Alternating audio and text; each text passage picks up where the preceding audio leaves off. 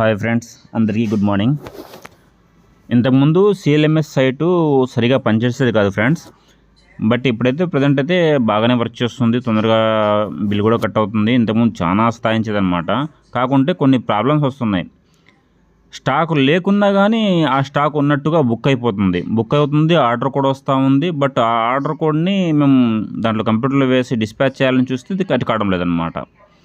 చాలా ఇబ్బంది పెట్టేస్తూ ఉంది. అందుకోసం ఏదైతే తక్కువ ఉందో 1, 2, 10, 20 లోపల ఏదైతే స్టాక్ చూపిస్తూ ఉందో దాన్ని మ్యాక్సిమం అవాయిడ్ చేయండి, బుక్ చేయవద్దు.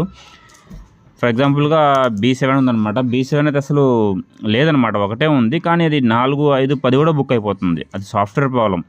మళ్ళీ ఇటుకు వస్తే కాదనమాట, కట్ కావడం లేదు.